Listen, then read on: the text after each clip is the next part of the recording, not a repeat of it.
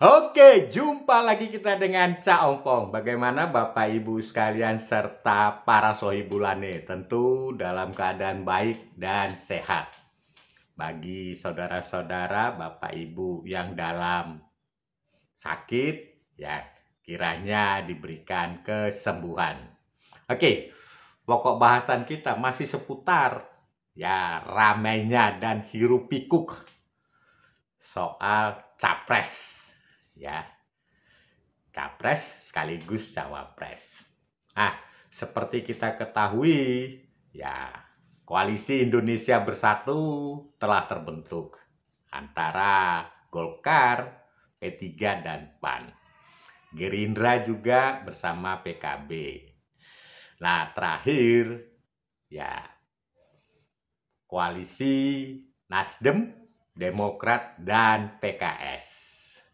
Tapi ini belum disebut dengan koalisi karena belum mencapai kesepakatan. Tapi yang unik, ada uniknya. KIB dan PKB, Gerindra, itu belum menentukan siapa capresnya. Nah, keunikannya di koalisi ya yang direncanakan dengan nama koalisi perubahan ini sudah ditentukan capresnya, yaitu Anies Baswedan. Dan yang menentukan itu adalah Nasdem.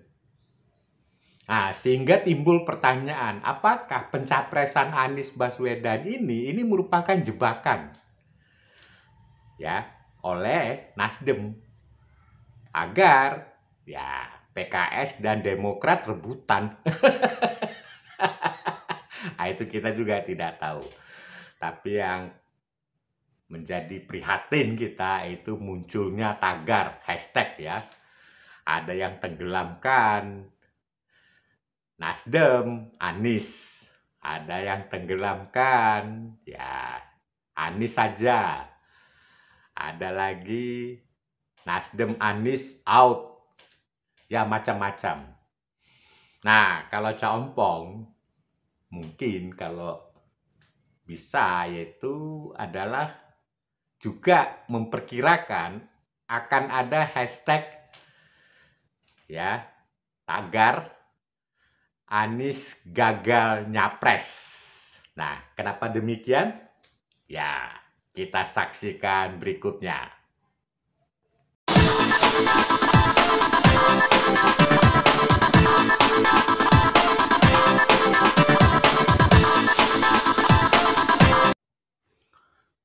Koalisi perubahan ya antara Nasdem, Demokrat dan PKS yang direncanakan akan dideklarasikan tanggal 10 November diperkirakan akan batal.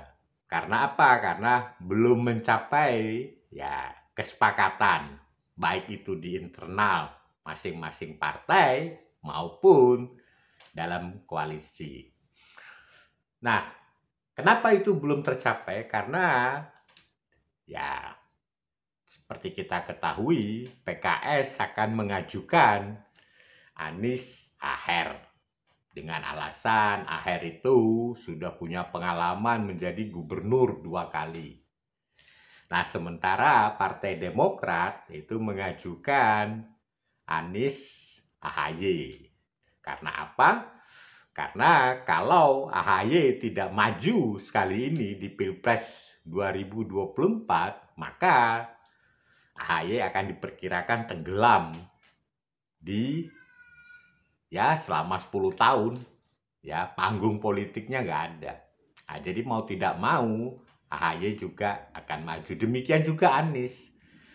Ya, kalau Anies ini gagal nyapres, ya bisa dibayangkan 10 tahun kemudian dia akan gagal. Karena seperti kita ketahui, terpilihnya presiden itu biasanya 2 periode. Ya, kalau di periode pertama dia baik, nah lanjut ke periode kedua. Nah, kalau Cak Ompong ditanya, mungkinkah Anies gagal? Jawabannya mungkin. Ya, bahkan ya Cak Ompong mengangkat tagar ya Anies gagal nyapres. Kenapa? Satu, koalisi Nasdem, Demokrat, dan PKS itu sangat rapuh. Ya, kalau kita lihat sangat rapuh. Kenapa rapuh? Karena masing-masing partai ini ya ini punya kekuatan masing-masing. Ya, Nasdem itu sudah mencalonkan Anies. Ya, tapi ada catatannya, cawapresnya kalau bisa bukan dari koalisi Nasdem, Demokrat, dan PKS. Nah, sekarang kita lihat Demokrat. Bagi Demokrat, nggak ada gunanya. Ya, kalau peluang cawapres tidak dari Demokrat, koalisi ini bagi Demokrat tidak ada gunanya. Lebih bagus Demokrat bergabung dengan KIB. Ya. Nah, bagi PKS misalkan Anies Aher. Bagi Demokrat dan Nasdem, ya seperti kita ketahui Anies memang betul dia tidak punya partai, tapi dia sangat melekat dengan PKS. Bisa dibayangkan capresnya sudah PKS, cawapresnya PKS. Jadi luar biasa capres dan cawapres. Dan Demokrat dan Nasdem tidak dapat apa-apa. Nah, kalau cawapresnya bukan dari Demokrat dan PKS, ya koalisi ini bagi Demokrat dan PKS tidak ada gunanya. Nah, sehingga timbul pertanyaan, jangan-jangan pencalonan Anies ini sudah diperhitungkan oleh Nasdem, bakal gagal. Karena apa? Karena semua tarik-menarik. Artinya apa? Dengan pencalonan pencapresan Anies itu sebetulnya identik dengan penggagalan Anies. Karena semua serba ngotot, tidak akan mau ya seperti Demokrat. Bagi Demokrat lebih bagus dia gabung KIB. Ya kan? Apalagi ya mungkin sudah 10 tahun menjadi oposisi, sudah bosan, nah lebih bagus merapat di KIB. Ya mungkin tidak bisa mencalonkan capres, tidak bisa menjadi cawapres, tapi kalau KIB itu menang, peluang untuk menjadi menteri ada. Ya kan? Jadi kalau menurut saya, ya ada, ya mungkin dibilang niat, tidak ya. Tapi dengan mencalonkan Anies itu sebetulnya Nasdem itu menggagalkan Anies untuk maju menjadi capres. Nah, ini analisa Ompong saja. Sehingga tidak menutup kemungkinan dengan gagalnya Anies, ya akhirnya Nasdem kembali lagi mungkin ke PDIP atau ke Gerindra dan lain sebagainya. Jadi kalau menurut saya akan sangat sulit sekali koalisi Nasdem, Demokrat, dan PKS. Karena tadi masing-masing punya kekuatannya masing-masing. Artinya suaranya itu berimbang.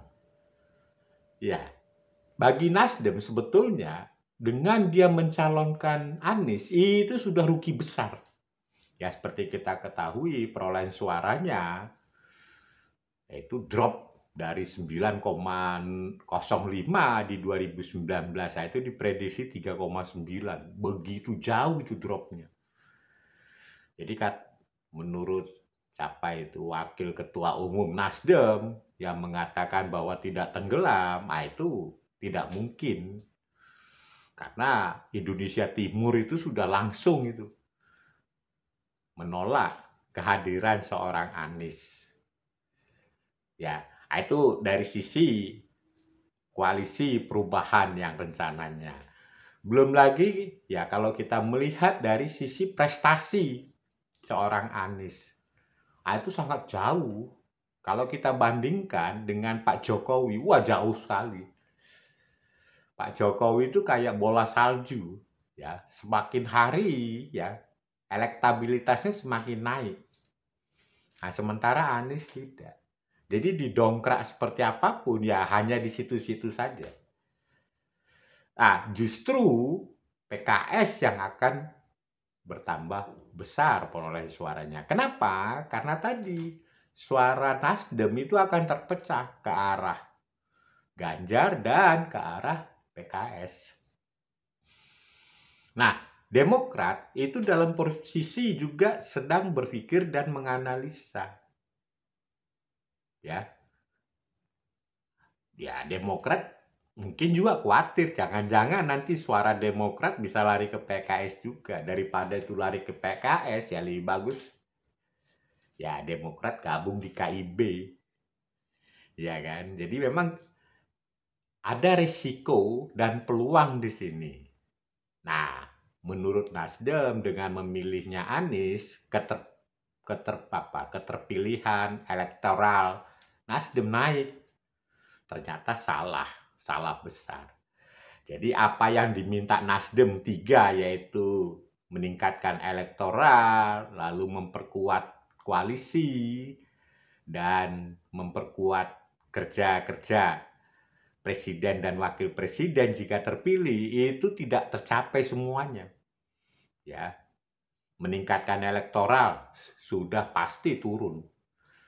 Memperkuat koalisi, semuanya otot-ototan dan tidak ada yang mau mengalah.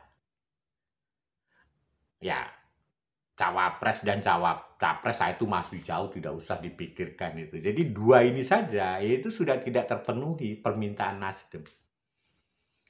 Jadi kalau menurut saya ya tagar apa namanya Anies gagal nyapres itu pasti terjadi. Bagaimana ini para sohib aneh, para kadrun, ya mungkin bisa kejang-kejang ini kalau Anies gagal. Oke, sampai kita jumpa lagi.